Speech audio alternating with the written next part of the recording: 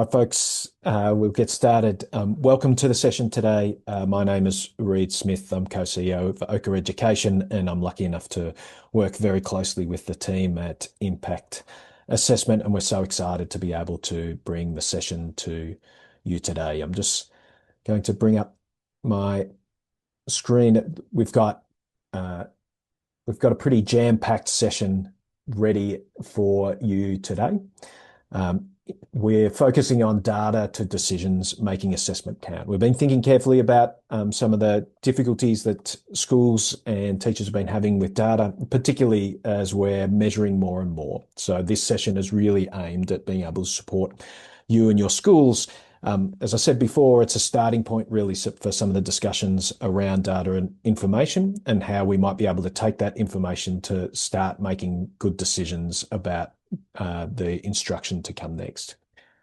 I'd like to start by acknowledging the traditional custodians of the various lands that we join from in this call. For me, I joined from Patilla, which is just north of Ballarat in regional Victoria. It's on the lands of the Wadawurrung people, and I'm so blessed to be sitting here about 500 metres away from the spring that feeds Yarrawee Creek, which meanders its way down through the lands of the Wadawurrung people till it exits just near Geelong in Victoria. I'd like to welcome elders past and present and welcome any First Nations people who are joining us today. Welcome. The session today, we're focusing on the role of assessment and curriculum. So our starting point is how do we envision curriculum, its relationship to assessment, and then a broad view of how we make instructional decisions based on the information that we have. We'll talk a little bit about the role of assessment just briefly. I'm building on some of the ideas that Sasha Gioretta has spoken about before in her Think Forward Educators session earlier on in the year that you can find on our YouTube channel. So I'll build on those ideas around identifying the focus of assessment. And then we'll talk about how we identify the focus of discussion. So in an environment where we're pretty time poor, both in terms of our meeting time and our instructional time, how do we make good decisions about what to focus on when we're looking at a cavalcade of data? So that'll be our focus for today. So our starting point here at Impact Assessment is always with the curriculum. And the curriculum's like our plan. It's our plan for teaching and learning. It's also known as the school level curriculum. We know that for each of you that are joining the call today, you've been thinking a lot about what it is that you want students to know and be able to do in your particular contexts, that you have this curriculum and syllabus that you are working from, that you are contextualizing within the communities that you serve as a school leader or a school. And this broad plan, the school curriculum, it describes what it is that you are teaching. So what should students know and be able to do as a result of teaching? And most curricula start to unpick how that is going to be taught. So what strategies are we going to be using as a collective? What's our school method of teaching sentence structure? How do we support students to be able to add two-digit numbers? So the plan, the curriculum encompasses both what we want students to be able to do as a result of our teaching and also how we're going to go about it as a community of teachers. Once we have this plan, we've taught elements of the curriculum, we start to answer this question about how effectively have students learnt that what? So how effectively have students demonstrated to us that they can, they know how to do something, that they can demonstrate a skill, what will they write, make, say, or do that gives us this information, and we call that assessment. And essentially we're assessing so that we can get a bit of an idea about how well our instruction has gone. So what's our level of teaching been? How successful has it been for individuals in our class, but also the class as a whole?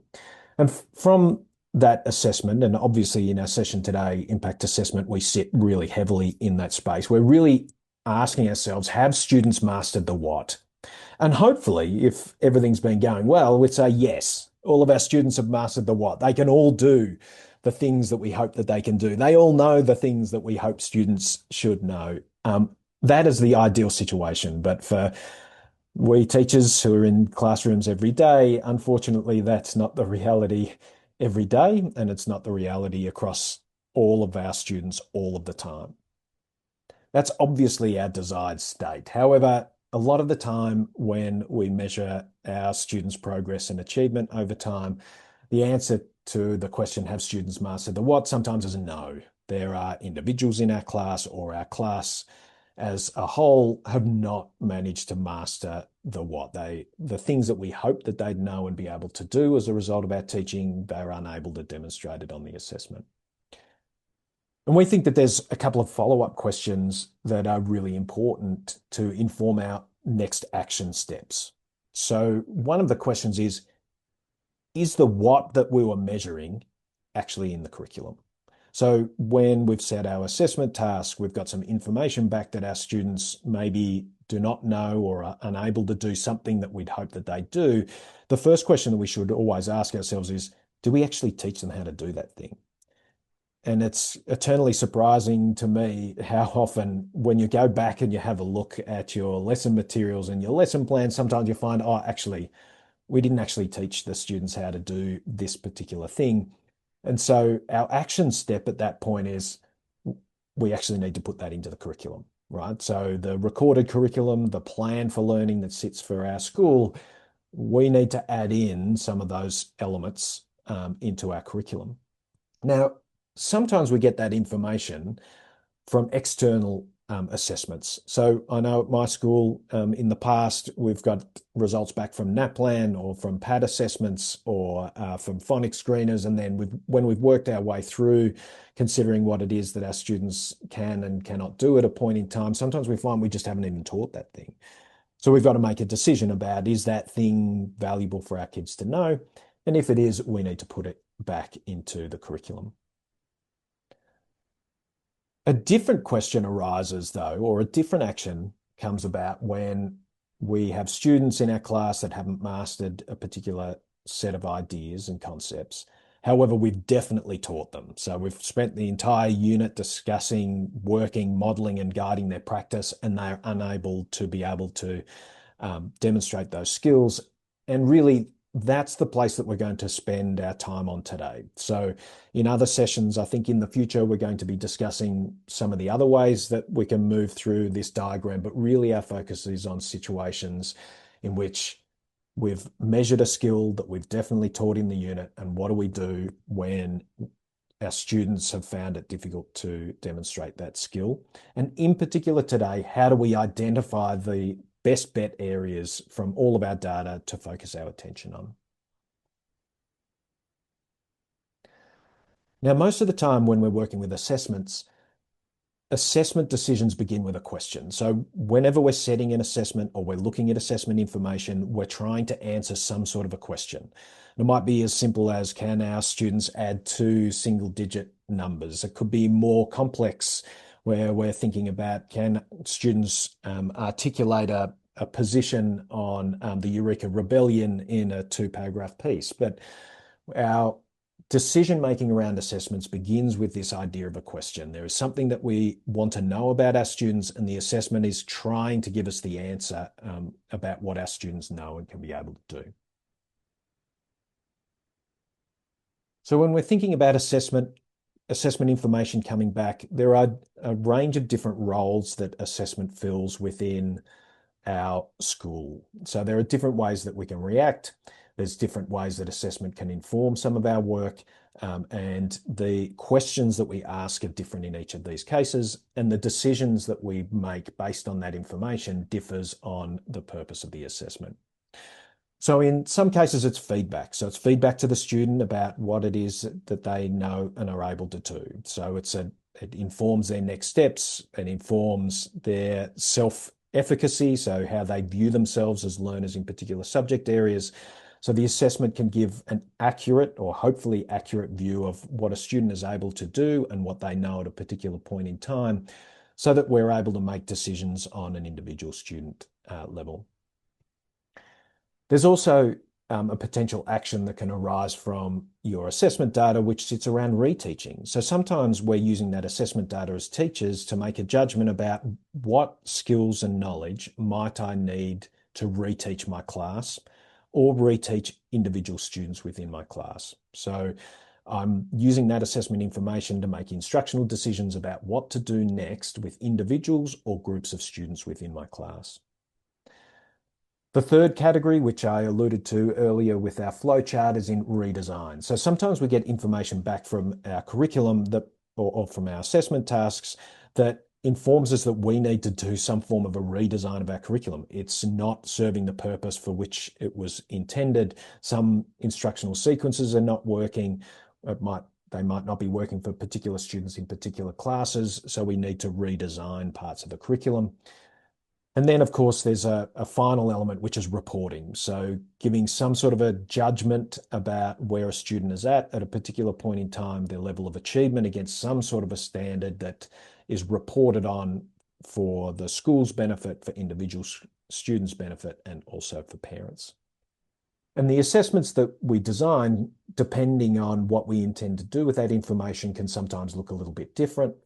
But in particular, depending on what it is that I'm intending to do with that assessment information, that's going to change the way that I examine assessment data to inform my next steps.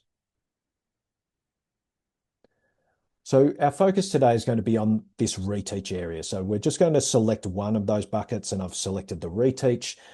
And the question that I'm asking is, what knowledge, skill, or understanding do I focus my reteaching on? So I've got some time I've reallocated or allocated to reteaching some of the skills, knowledges, and understandings that have been in a previous unit. So how do I go about identifying those skills? And then where am I going to get information about what to do next? The difficulty is time. So I would say that the most precious resource that we have available to us as teachers and as schools is time, right? And it's finite. Doesn't matter how many times I've asked Santa or the Easter Bunny for extra time, either extra time with my colleagues, extra time in the day, extra instructional time. They've never come through for me even once. So when we're thinking about our efforts and the way that we interpret assessment information, one of the important considerations for us is time. One of those elements of time is meeting time. So part of what I'm going to be talking about today is how do we meet together as a group of teachers and then focus our conversations on the areas that matter. So we're trying to control for a really limited amount of meeting time. Sometimes we only get our teams together for a very short amount of time, and we've got to make every minute count. And of course, we have limited instructional time. We only have a certain number of weeks in the year, a certain number of hours in a day. So we've really got to make sure that the decisions that we make as individual teachers and groups of teachers are really targeting those knowledge and skills that we know are most important and where we can get bang for our buck. So here I have some assessment data. It's similar to some of the spreadsheets that you might use or some of the other data entries programs that you may have access to. This comes from Impact Assessment. You can see that for each of the rows, we've got a student's results. The columns represent items on the assessment. You can see the marks that each of the students have received for each of the questions running down the page. At the bottom, we've got an indicator of the potential marks for each of the questions, so what each of the questions are out of, as well as the average across the class. I've just popped 10 students into this class just to keep those percentages nice and rounded for the moment. On the far end, we've got some raw scores and we've got raw percentages. Now, the difficulty here is, we've got a lot of data. So there's a lot of information even here. This is only 10 kids.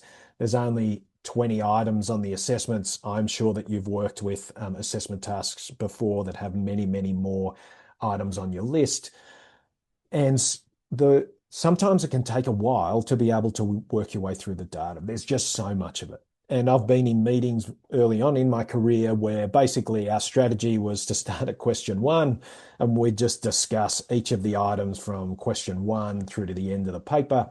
And often we get to like question 5, right? And so we'd used up that precious meeting time and we're only focusing in on some of the questions at the start of the paper because we think that they're all equally considerate, that we need to start at the start and go through to make sure that we haven't missed anything.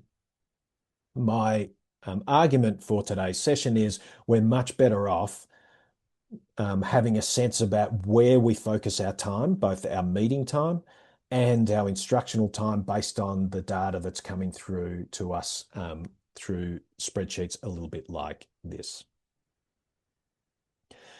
And the tricky bit is whenever we're working with data, especially really large data sets, there's a lot of noise, right? So we're getting an imperfect sense about where students are at. Somewhere within that noise, there's a signal. And our job as individual teachers and as groups of teachers is try and isolate out those precious little bits of signal that's giving us some indication about where students are at the moment and how effective our instruction has been up until this point.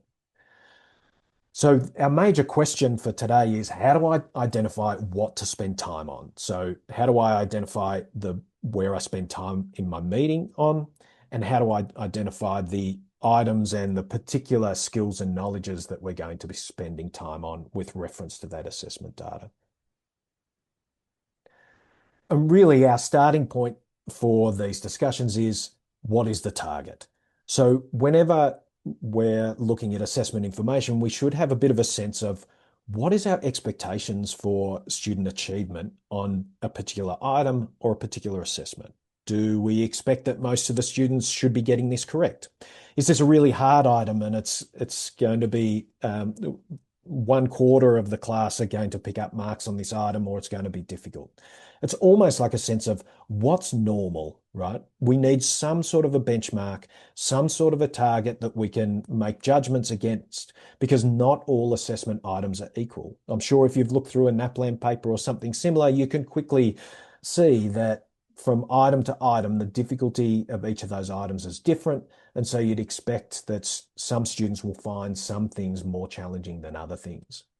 So our starting point when we're looking at our data on our assessments is to have a sense of what is the target.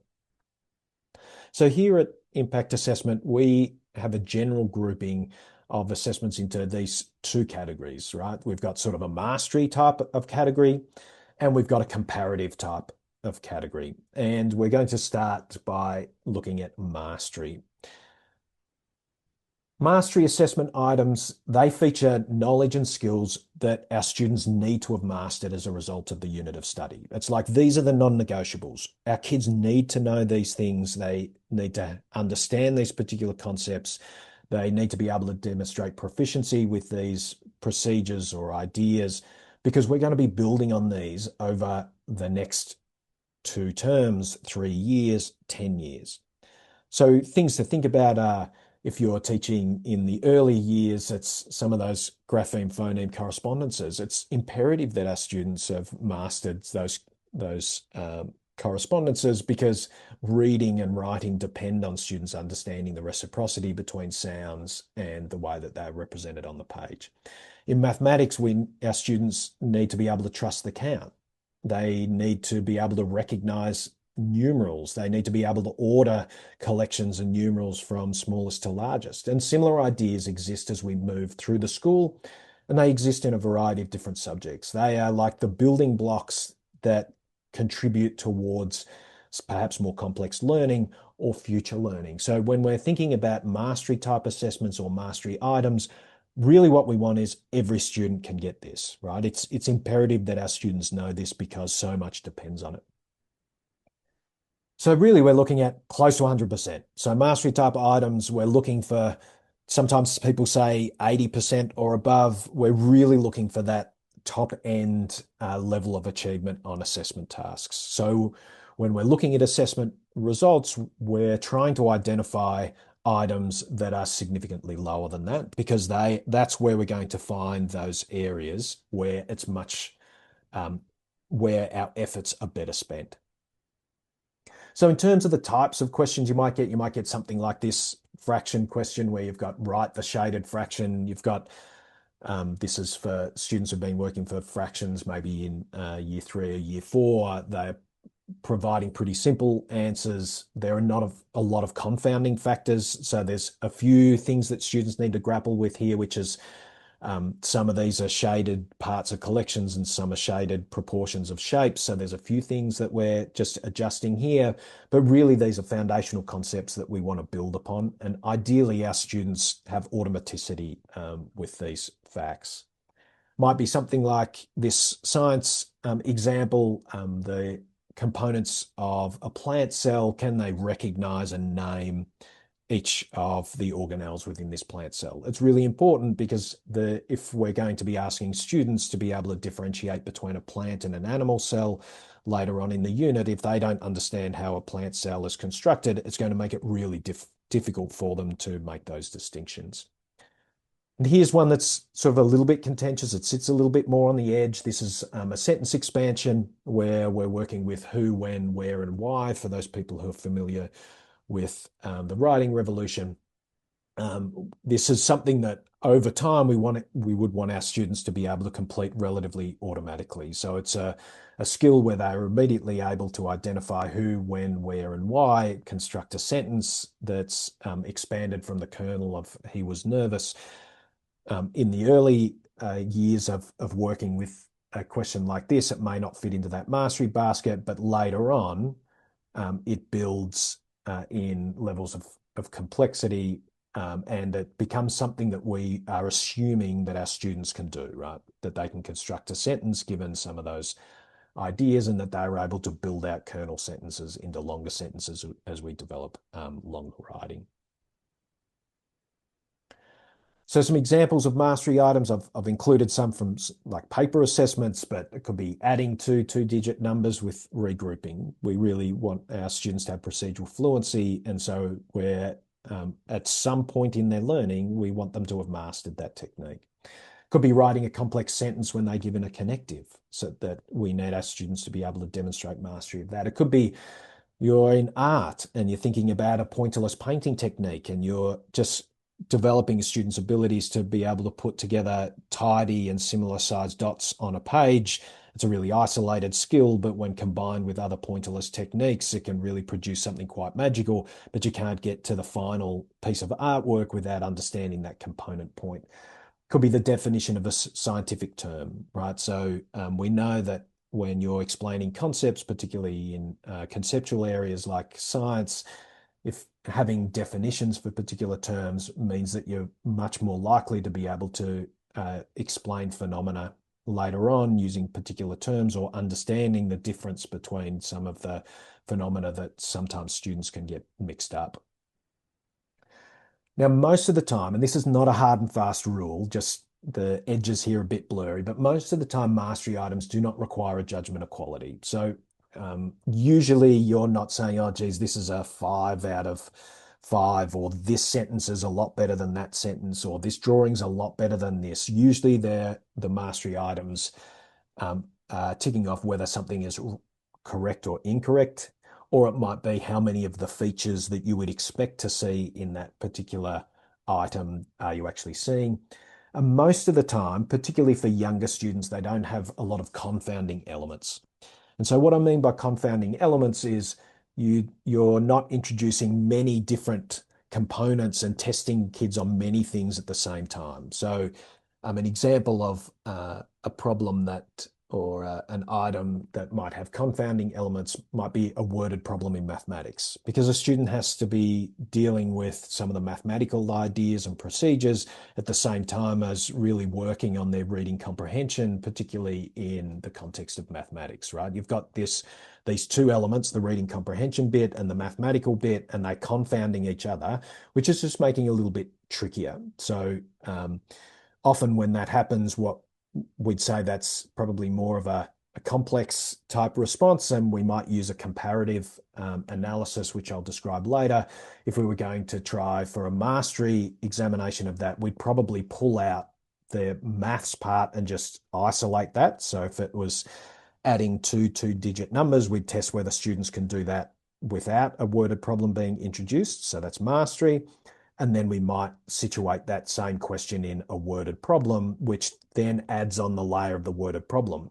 And that way we can isolate, is this a mathematical problem or is it a reading comprehension problem if students are finding that particular question difficult. The reason why it's useful to be able to think about things in terms of mastery or not is when we get to actually analyzing the results, it gives us a little bit of a benchmark about what's normal and what's expected and helps us focus our attention on the items and skills that we think are going to give us the best bang for our buck, both in terms of our meeting time and in terms of our instructional time. So here I've got a larger class. This has got obviously more students in it. I've tried to shorten the number of items so it's a little bit easier to see.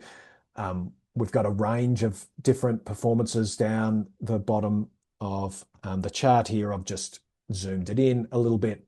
I'm thinking that hopefully you can see those different items. Have a bit of a think to yourself about if this was a mastery assessment, if we were assuming that our students should be able to master each of the skills, knowledge, and understandings demonstrated by each of these items, where would you focus your conversation in a meeting? Where would you focus perhaps your instructional efforts based on the information that's on the screen? Feel free to pop your thoughts into the chat, or you might just write them down on a page in front of you. I'll give you a minute to have a little bit of a think about it.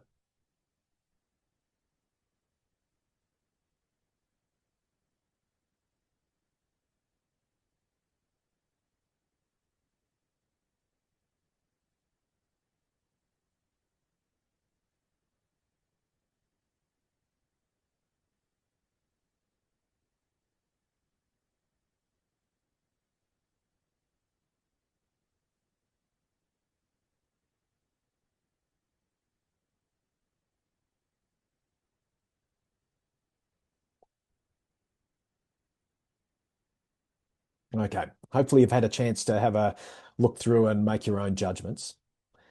Um, I think when I look at this, if I know that each of these items is a mastery assessment, I'm probably not going to be spending a significant amount of time on any of the items that have a 90% or a 95% success rate.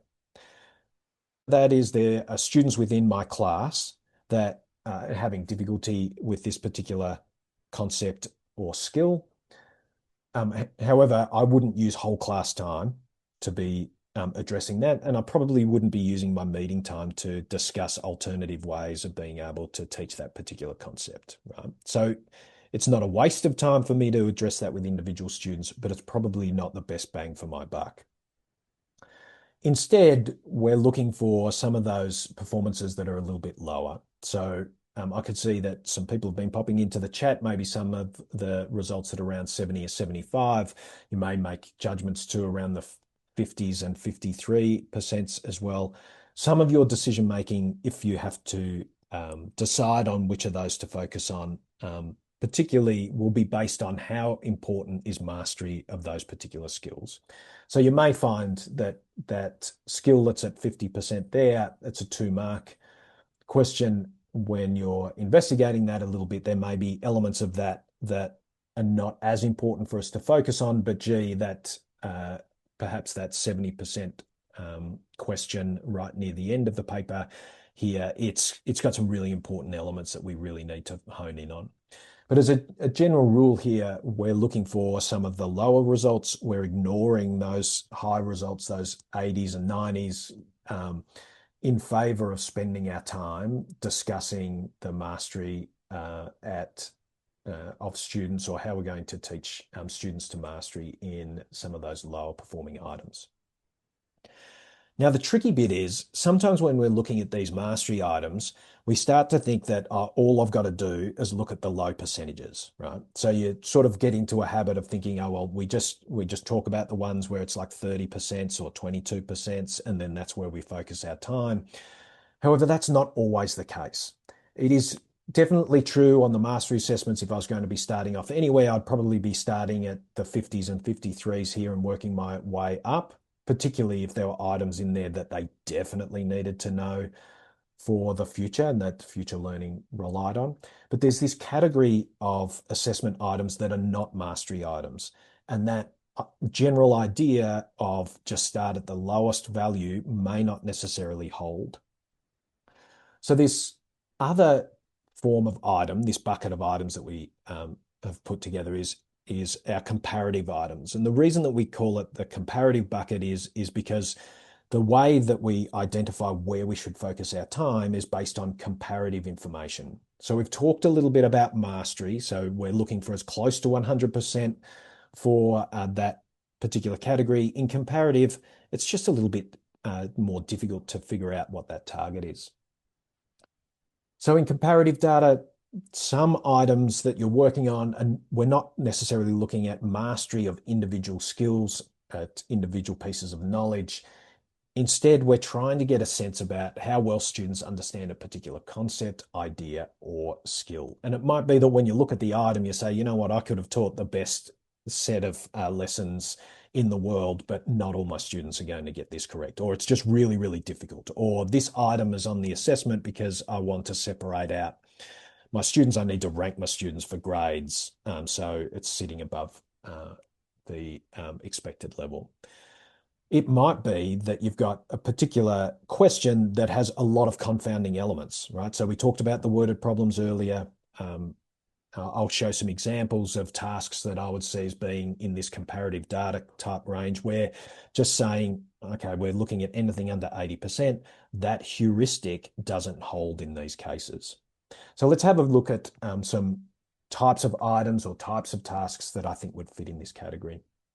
So here I've just got a prompt for a narrative writing piece, right? So I think that any form of extended writing from a paragraph level or larger, particularly in English, I would see that as being a comparative element. There are so many different things that contribute to students being able to create a piece of writing. It's really difficult to nail it down to just one piece. And it's unless the task that you've said is dead easy, it's unlikely that all of your students are going to achieve mastery on a particular task like this. So those extended pieces of writing, they're a good example of an activity that we would use comparative information for. I've got here from science, drawing a labeled diagram. It's demonstrating how photosynthesis and cellular respiration are connected. We've given some information. Notice that here the task is more constrained. So it's not as broad as the narrative task where I could get a much greater range of information and ideas. Here it's much more constrained. However, it's a pretty tricky idea to visualize. And so I'm expecting that there'll be a range of different student levels of student performance here. And so I need some other system of making my comparison than just 80%. Could be something in mathematics like this, where we've got some tiles with positive and negative numbers as part of directed numbers. It's a little bit more open-ended. There's a range of different responses that students might come up with. It's probably a little bit trickier.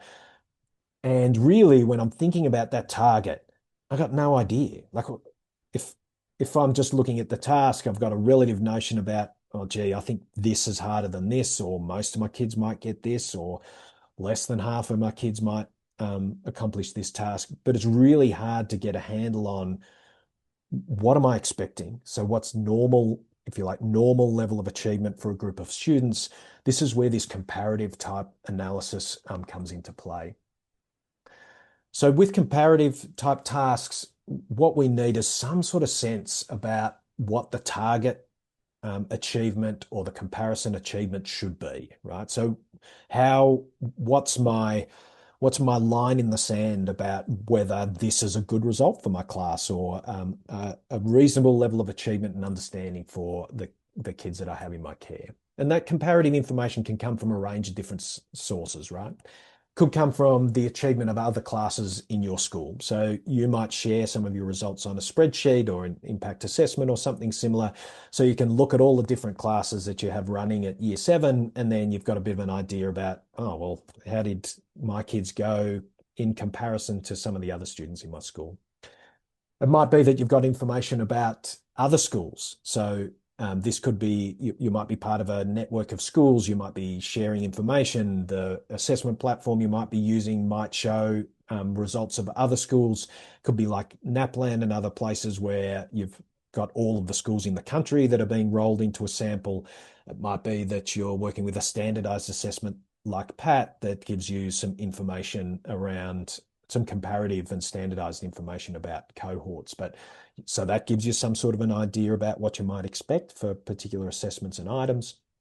And something that we've found to be particularly useful when you don't have the other two is, how does this compare to previous years? So if this is an assessment that you've run before, or even if there are parts of the assessment you've run before, well, how does this compare to how cohorts went last year or the year before or the year before? Because that can sometimes be a handy little comparator. So you've got a bit of an idea about what's normal or what's expected on a particular task.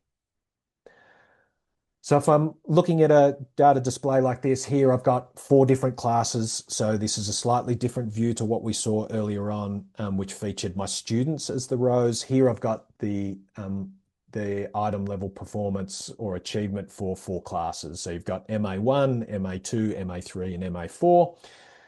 And we've assessed them in this case on their ability to identify fragments, their ability to take a fragment and turn it into a sentence, and then whether they could identify sentence types.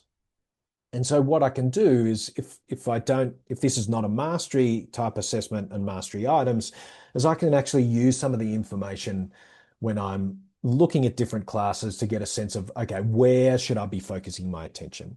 So if I'm the teacher of class number 1, so that's the top row, the place where I'm probably going to be focusing some of my conversation with my peers in a meeting, so other teachers who are teaching the other classes, and the place where I'm probably going to be focusing my reteaching efforts, it's probably in this identification of sentence type. And the reason that I'm going to be focusing my attention there is that the other 3 classes, their students seem to have a better grasp of that knowledge and skill than my students do, right? So my kids are still achieving quite well. They're at 4.9 out of 6 there, but the others are 5.7, 5.8, and 6. So by having information, comparative information like this, it can give me a better sense about where I can focus my conversations. So if I compare that, say, to my students' ability to identify fragments, I can see that it's a bit lower than the other classes. However, you've got a little bit of a greater distribution of scores, 4.1, 4.4, 4.6, and 5. Fragment to complete sentences, my class is actually doing pretty well in comparison to MA3, 1.9 compared to 1.8. So if I'm discussing things with my peers, it's sitting in that ID sentence type. And if this was my meeting in my school, the next step for us would be, we'd go to the class of MA2 and we'd be asking them, how do you teach this concept? So your kids are just amazing at identifying sentence types. And I want to know what you know in service of my kids, and I want to be able to support them in their learning, right? So what is it that you do that maybe I don't do? And the way that we try to unpick that, and it can be a little bit confronting sometimes early in the meeting, is we say, can you grab this whiteboard marker and can you just teach us as if we were students? So what do you do? Or if you've got shared lesson resources, you might say, okay, let's put the slides up on the board, take us through the sorts of questions you might ask in this section to help our students understand this particular concept. So by focusing in our attention as individual teachers on that comparative information with other classes, I can perhaps identify things that I should be focusing maybe some of my instructional time on. And it's helping me identify maybe some of the people who I might ask, my colleagues that I might ask about what they did differently, and being really specific about it. So it's not just generally, gee, your guys smashed that test, but rather, gee, I was interested, your students seem to be able to identify sentence types better than mine.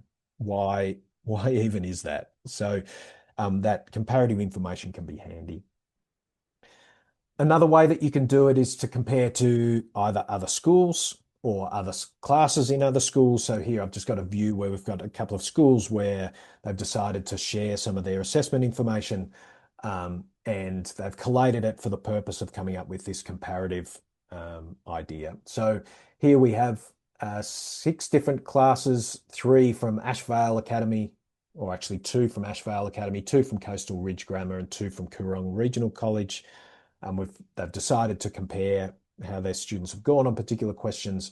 We've got the average for each of the items, so we've got a sense about which ones are more or less difficult.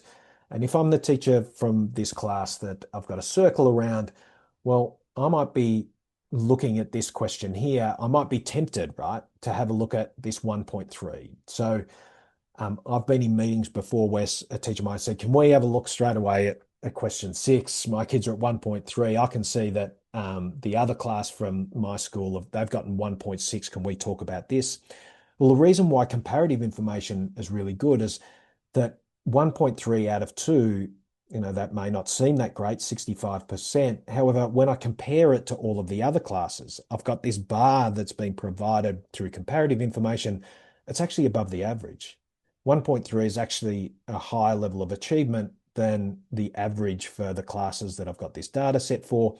So it's probably not the place that I'm going to spend my time having a discussion about. Instead, I might look at question 4, right? In question 4, each of the other classes, 0.9 or 1 out of 1, so the average performance is 84%. My class, 0.4 is 0.4 out of 1 is the average performance there. So it is telling me in this particular item that my class's achievement is significantly different to what is expected. It's significantly different to the classes or the school that I'm making a comparison to. And if I was in one of these other classes, though, I might be looking at a different question. So for MA3 at Coorong Regional College, I might be focusing here on question 6. So for question 6, their performance is 0.7, so 0.7 out of 2, compared to the average, which is close to 1.2 out of 2, right? So for each of the individual classes, the questions and the items that we might examine might be a little bit different, but we're using that comparative information to tell us what are the conversations that are most important. So how do I identify that signal within the noise? And then focusing my meeting time on investigating what alternative instruction might look like, and then focusing my instructional time on helping my students build competence in that skill, because that is an area where, when I look at the comparative information, they should be potentially better than they are. And you can also do that for other schools. So thinking about NAPLAN or other forms of data where you've got a lot of schools that have been rolled in. So here I have 5 different schools, their average level of achievement across all the classes. So this is through impact assessment again, where we can give some information about schools that are de-identified, and you can make those comparative choices. Here for Coastal Ridge Grammar, the places where they might be looking is at question 4, right? 0.6 out of 1. You might have looked at some of the other questions and thought that's pretty low, but when I compare that against the average across all those other classes, I can see that 0.6, which is 60%, is significantly lower than 85%. If I didn't have that comparative information, I may be going and looking at other questions when in actual fact I didn't need to. So there are some examples I'm sure that you've seen too in your assessment data where your kids might have gotten a result of, say, 42% for a particular item, and you think, oh, geez, that's an absolute bloodbath. That's terrible. But when you look at the comparative information, that's actually better than all of the other classes in my school, or that's better than the national average for that particular item. So even though it's low, it's better than the benchmark, that comparative benchmark. So it might be better off me looking elsewhere in my data for some of that information about what to focus on. So as a quick wrap up of the concepts we've talked about today, really the key is to identify what to spend your time on, right? So where are you going to spend your precious meeting time? You don't want to go from question 1 or item 1 through to the end of the paper. Instead, you need to come in with a sense of, okay, these are the key things that we really need to focus on. We need to have some form or some idea of what the target is.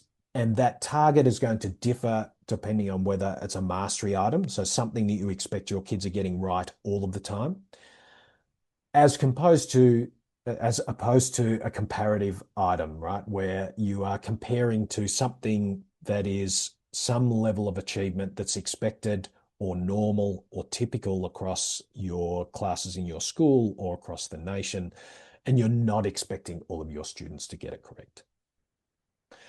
So that's the end of our session today. Thanks so much for your questions in the chat. I'm really looking forward to scrolling my way through them in a moment. And we're planning to have a series of webinars a little bit like this that take just a thin slice of some of the work around assessments and the way that we engage with assessment information and to make good instructional decisions from it. We're planning that a series of webinars a little bit like this that gradually build some of those ideas.